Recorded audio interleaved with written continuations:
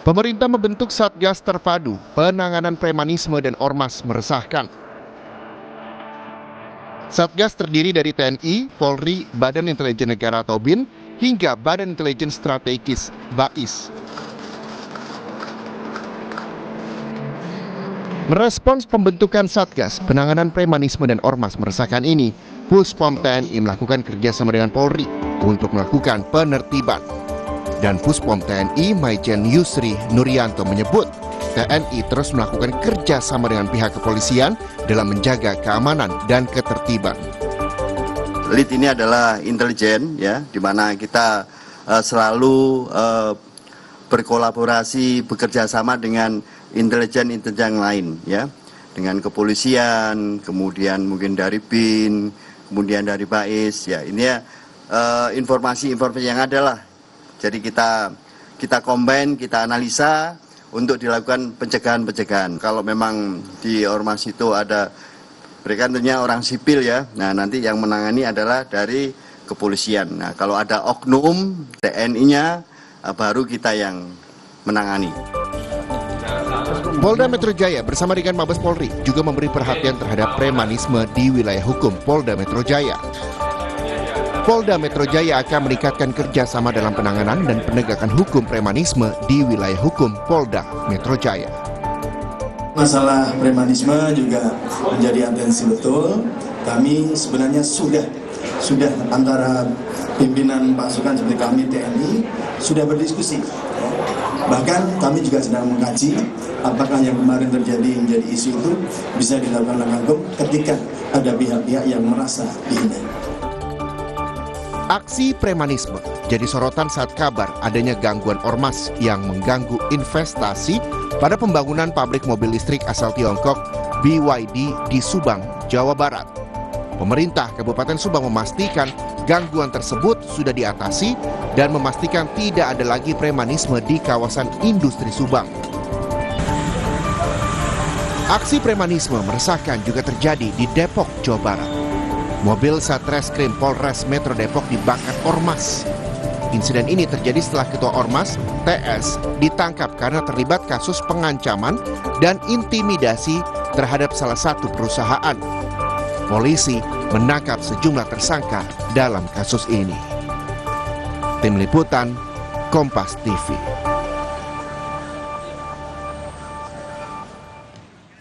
Saudara, pemerintah membentuk Satuan Tugas Terpadu Operasi Penanganan Premanisme dan Organisasi Kemasyarakatan atau Ormas yang dinilai meresahkan. Apakah Satgas ini mampu membasmi ormas meresahkan yang dinilai mengganggu investasi? Kita bahas bersama mantan wartawan Istana Harian Kompas, Suhartono. Mas Har, apa kabar? Baik, Mbak. Satgas Terpadu Penanganan Premanisme dan Ormas yang meresahkan. Kalau Mas Har melihat ini, sebenarnya apa sih yang melatar belakangi pembentukan Satgas ini? Perlu tidak sih pembentukan Satgas ini? Ulah premanisme itu sudah terjadi sejak Indonesia merdeka sampai sekarang. Levelnya kecil, dulu di pasar, di angkutan, sekarang sudah merambah sampai ke pabrik-pabrik. Bahkan yang terakhir terjadi, sebuah pabrik kan dikepung ya oleh ormas. Mereka meminta dana gitu ya dengan mengaku-ngaku THR.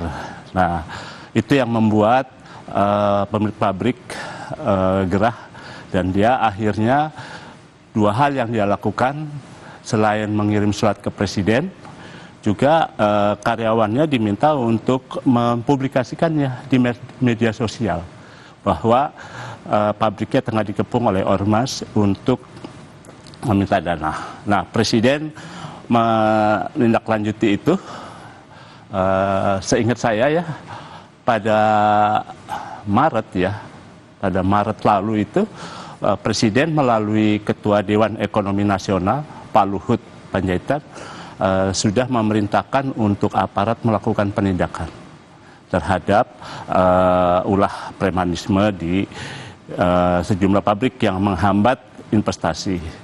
Nah, langkah itu yang saya catat juga adalah ditindaklanjuti oleh Gubernur Jawa Barat.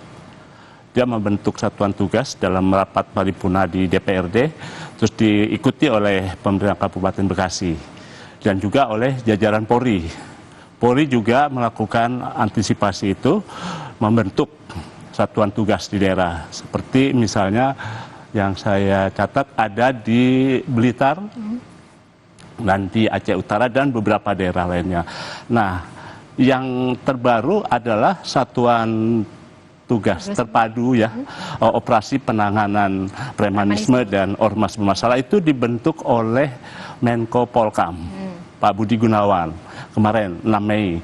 Nah, itu dibentuk setelah mereka menggelar rapat bersama ya, kementerian dan lembaga beserta TNI, Badan Intelijen Negara, Kejagung, dan lain-lain. Nah, apakah langkah-langkah itu bisa berhasil? Sebetulnya yang harus dilakukan adalah penyelesaian di akar masalahnya. Karena masalah itu muncul terus. Berulang terus? Terus berulang.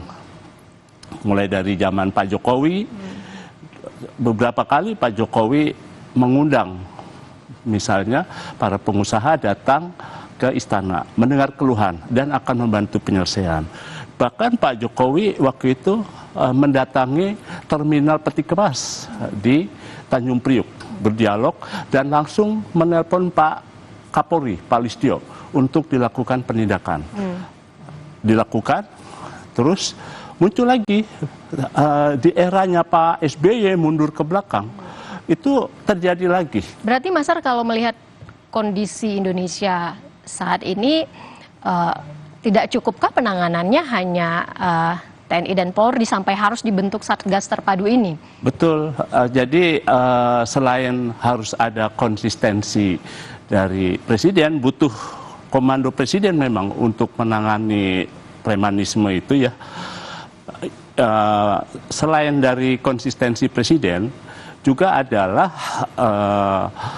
menyelesaikan akar masalah. Akar masalahnya kan adalah pengangguran, ekonomi, butuh lapangan kerja, dan juga butuh pendidikan.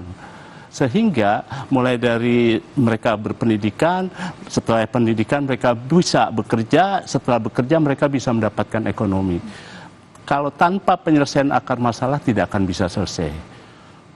Zaman dulu juga ya, Pak SBY juga sudah melakukan penindakan juga, nggak selesai.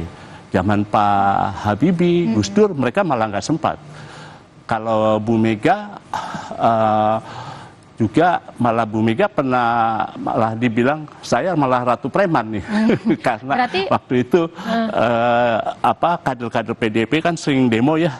Nah, terus intelijen tuh menyebutnya di radio HT itu Ibu Ratu Premannya udah datang belum? Yang dimaksud dari Bu Mega gitu ya. Kalau Mas Ar bilang kan tadi sebenarnya harus ada penyelesaian dari akar masalahnya dulu nih. Kalau sudah ketemu nih solusi untuk bisa mengatasi dari akar permasalahannya dulu, tetap harus perlu dibentuk Satgas terpadu penanganan premanisme dan ormas ini. Untuk membantu, karena Presiden kan tidak mungkin ya mengurusi preman langsung, perintah Kapolri, Panglima, Denpom, tapi juga harus ada memang satuan tugas. Jadi satuan tugas itu yang bisa menjadi tangannya Presiden untuk bekerja secara langsung.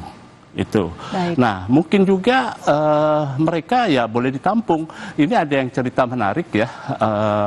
Seingat saya di zaman Bung Karno loh ya. Ini dulu itu juga udah ada preman, ada di pasar-pasar ya. Orang menyebutnya preman. Tapi tadi saya bicara ya, ngobrol dengan Mas Tok, Guntur Soekarno Putra, putranya Bung Karno ya. Dia bilang dulu Bung Karno itu merekrut jagoan boleh dibilang orang-orang menyebutnya preman, jagoan Betawi yang namanya Bang Pi. Itu Imam Syafi'i ya dia kemudian pejuang, dia betul dengan bambu runcing berjuang di Kuitang, di Roksi, dan kemudian dia menjadi jagoan. Oleh Bung Karno diangkat menjadi menteri negara pengamanan khusus untuk presiden. Jadi barangkali mereka yang memang mempunyai jiwa kepemimpinan dan juga mempunyai anak buah yang bisa mengendalikan mereka, mungkin bisa direkrut seperti itu. Tapi tetap dengan syarat ada konsistensi presiden untuk mengawasi dan juga menyelesaikan akar masalahnya. Tanpa itu premanisme akan terjadi lagi. Iya. Satuan tugas percuma. Ya kita sih terus berdoa ya, Mas Har, semoga dengan adanya pembentukan Satgas Terpadu penanganan premanisme dan ormas ini ya bisa menjaga keamanan di Indonesia, tidak akan ada, Betul. ya katakanlah tidak akan ada politisasi dalam pembubaran ormas begitu ya. Ya. Baik, Mas Har, Baik. terima kasih banyak sudah bergabung bersama kami, mantan wartawan Istana Harian Kompas, Suartono. Semoga sehat terus, Mas Har. Sama-sama, sekali terima lagi. kasih.